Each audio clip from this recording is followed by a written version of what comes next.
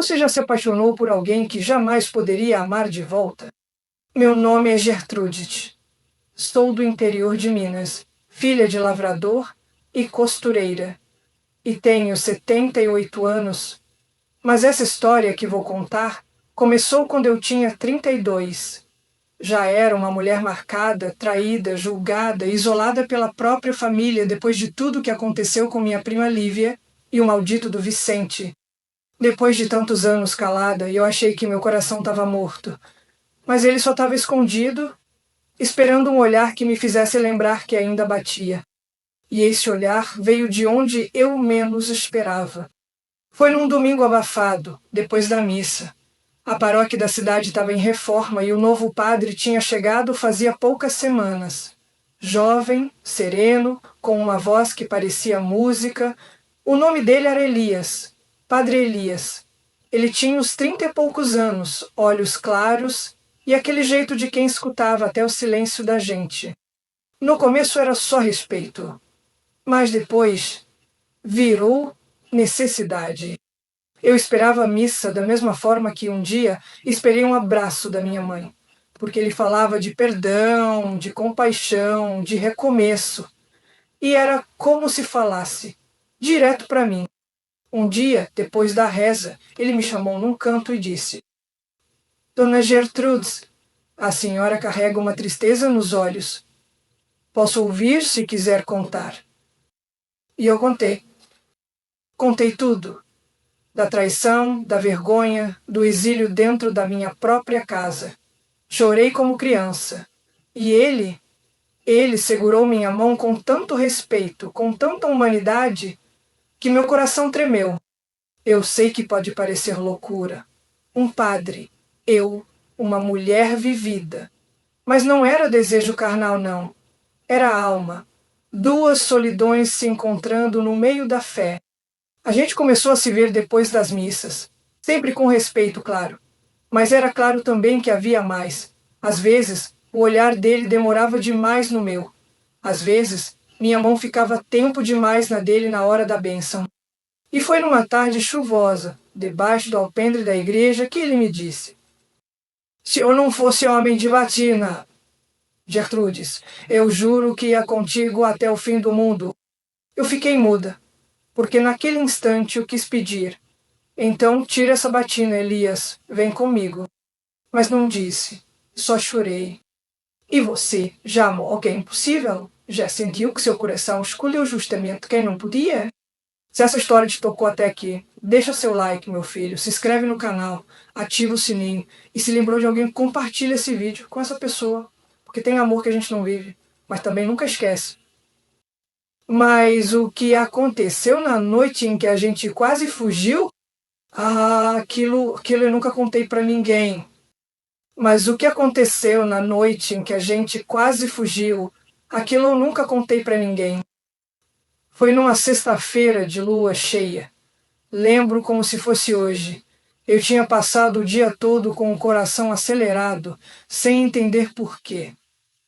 Meu corpo sabia antes da minha cabeça que aquela noite ia mudar tudo. E mudou. O padre Elias me chamou no final da novena. Disse que precisava conversar, que era urgente. A voz dele tremia, como se lutasse contra ele mesmo. Os olhos não conseguiam me encarar por mais de 3 segundos. A batina estava amassada, a barba por fazer. Não era mais o padre sereno de sempre. Era um homem em guerra.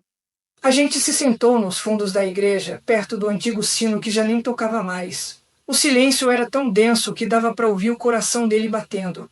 Ou talvez fosse o meu. Ele passou a mão pelos cabelos, suspirou e disse: Gertrudes, eu sonhei contigo essa noite. Acordei suando. Achei que fosse só tentação, mas eu tô perdendo o sono. A paz. E me perdoa, mas eu acho que tô te amando. Eu travei. Aquilo me desabou por dentro, como se as paredes do mundo tivessem rachado de uma vez. O tempo parou. Eu quis falar, mas não consegui. O peito ardia, a garganta travou. Chorei. Mas não foi um choro qualquer. Foi um choro antigo desses que vêm lá de dentro, onde a gente guarda tudo que nunca teve coragem de sentir. Chorei como nunca tinha chorado por homem nenhum, porque o que eu sentia por ele não era paixão comum, era saudade antecipada, era amor que já sabia que ia acabar. Era como segurar água entre os dedos. Quanto mais a gente tenta, mais escapa. Ele tentou segurar minha mão, mas hesitou no meio do gesto. Ficamos ali, com as mãos quase se tocando e a alma completamente despida. Ele continuou: eu não quero mais viver assim, fingindo, rezando palavras que meu coração não acompanha mais. Eu pensei da gente ir embora, Gertrudes, para outra cidade, longe daqui, começar de novo. Meu Deus, eu juro por tudo que é mais sagrado. Por um instante eu quis dizer sim. Eu quis. Eu imaginei nós dois numa casa simples, com varanda, pão fresco na mesa e risada no quintal. Mas aí eu olhei para a cruz atrás do altar e me vi pequena, me vi culpada. Não pela paixão, mas pela destruição que aquilo causaria. Elias, você largaria tudo por mim? Ele demorou. Olhou para o chão. Respirou fundo. E eu não sei, mas eu estou disposto a tentar. Tai zidu de virtue. E foi essa dúvida que me feriu, porque amar de verdade, não, pode vir com talvez. Eu fui embora naquela noite, sem olhar para trás. Entrei em casa, ajoelhei no chão e pedi força a Deus para esquecer aquele homem. 2 meses depois, ele foi transferido para outra cidade. Disseram que foi escolha dele. Outros dizem que foi ordem da igreja. Nunca soube a verdade. Nunca mais vi Elias. Mas até hoje, às vezes, quando o vento passa de madrugada, assoviando pelas frestas da janela, parece que ouço a voz dele sussurrando bem baixinho, como se estivesse ali, ao pé da cama, só para mim.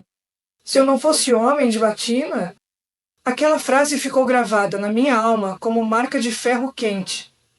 Não foi uma promessa, nem um pedido. Foi um lamento, um amor engasgado que nunca pôde nascer.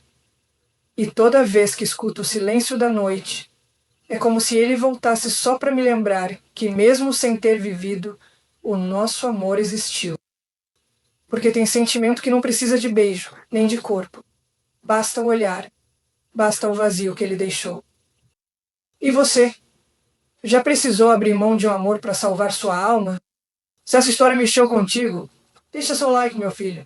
Se inscreve no canal, ativa o sininho e compartilha esse vídeo com quem já viveu um amor proibido, né? Porque tem dor que só se cura quando a gente divide. E lembra, tem mais histórias assim aqui no canal. De amores impossíveis, de silêncios eternos, de corações que quase foram felizes. E se hoje eu posso contar isso, é porque eu sobrevivi à ausência dele. E às vezes, sobreviver também é amar em silêncio.